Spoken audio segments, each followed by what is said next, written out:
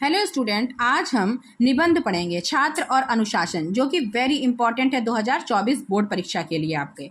चलिए, अगर वीडियो पे आप नए हैं तो मेरे चैनल को सब्सक्राइब कर लीजिएगा और वीडियो को लाइक करना मत भूलिएगा। चलिए शुरू करते हैं। छात्र और अनुशासन, और इस तरीके से लिखेंगे तो आपको फुल मार्क्स हिंदी में मिलना है। रूपरेखा, प्रस्तावना, विद्यार्थी और विद्या, अनुशासन का स्वरूप और महत्व, अनुशासनहीनता के कारण, निवारण के उपाय और उपसंहार। अगर ये 5 हेडिंग आपने पूरी कर दी तो आपका एग्जाम में फुल मार्क्स आना जरूरी है, निश्चय है। प्रस्तावना में डालेंगे, आप पहली हेडिंग डालेंगे प्रस्तावना, लिखेंगे कि विद्यार्थी देश का भविष्य होता है।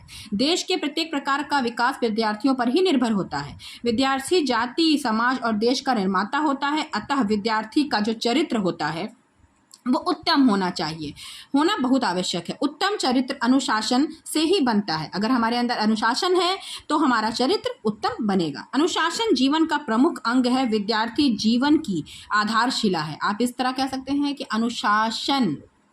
अनुशासन हमारे लिए बहुत ज़रूरी है। किसके लिए? छात्र के लिए। व्यवस्थित जीवन व्यतीत करने के लिए मात्र विद्यार्थी ही नहीं बल्कि प्रत्येक मनुष्य को अनुशासित होना आवश्यक है। अनुशासन में होता क्या है? अनुशासन का मतलब होता है कि अपने जीवन में जो हम अनुशासित होना, जैसे कि हम अपने कर्तव्यों का पालन करना। जैसे हमारे घर की टाइमिंग है कि हम इतने टाइम तक अपने घर के अंदर आ जाए, हमको ये काम इतने टाइम में करना है, स्कूल में किस प्रकार डिसिप्लिन से रहना है, ये सारी चीज़ें क्या है? अनुशासन ही है। विद्यार्थी और विद्या, सेकंड टॉपिक आते हैं। विद्यार्थी का अर्थ है विद्या का अर्थी, मतलब विद्या अर्जित करने वाला, विद्या प्राप्त करने, विद्या ग्रहण करने वाला। विद्यार्थी 2 शब्दों से मिलकर बना है, अर्थात विद्या प्राप्त करने की कामना करने वाला। विद्या लौकिक या सांसारिक जीवन की सफलता का मूल आधार है। इतना लिख दीजिएगा आप।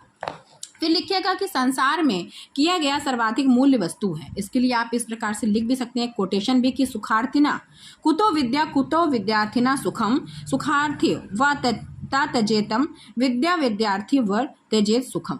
कि मतलब कि सुख प्राप्त करने वाले को विद्या कहा और विद्या प्राप्त करने वालों को सुख कहा।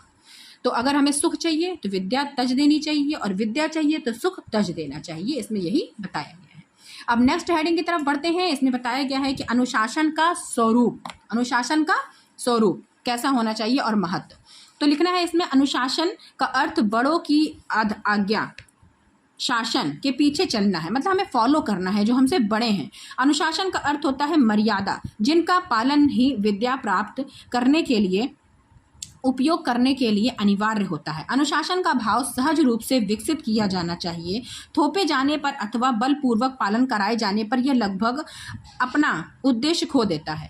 विद्यार्थियों के प्रति प्रायः सभी को यह शिकायत रहती है। फिर लिखिएगा आप, नेक्स्ट हेडिंग में डालिएगा कि अनुशासनहीनता के कारण, वस्तुतः विद्यार्थियों में अनुशासनहीनता एक दिन में पैदा नहीं होती है, मतलब एक दिन के अंदर ये ग्रहण नहीं कर सकता है विद्यार्थी। इसके अनेक कारण हैं, जिनके मुख्यतः निम्नलिखित 4 वर्गों में बांटा जा सकता है। पहला तो लिख दीजिएगा कि पारिवारिक कारण, जैसे बालक की पहली जो प्रथम पाठशाला होती है वो परिवार ही होती है। माता पिता आचरण का बालक पर गहरा प्रभाव पड़ता है। आज बहुत से ऐसे परिवार हैं जिसमें माता पिता दोनों नौकरी करते हैं, अलग अलग व्यस्त रहते हैं। इससे बालक की उपेक्षित होकर विद्रोही बन जाता है। तो याद डाल दीजिएगा पारिवारिक कारण।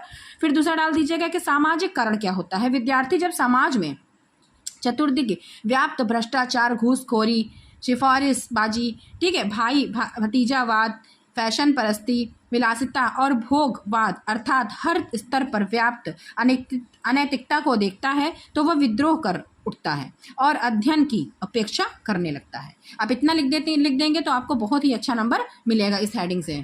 फिर बढ़ते हैं नेक्स्ट हेडिंग की तरफ। राजनैतिक कारण लिखिएगा। छात्र अनुशासनहीनता का एक बहुत बड़ा कारण, जिसे हम दूषित राजनीति कहते हैं। आज राजनीति जीवन के हर क्षेत्र पर छा गई है। सारे वातावरण को इतना विषाक्त कर दिया है कि स्वस्थ वातावरण में सांस लेना कठिन हो गया है। आप इतना लिख दीजिएगा राजनीतिक कारण डाल करके, बस इतना ही पर्याप्त है।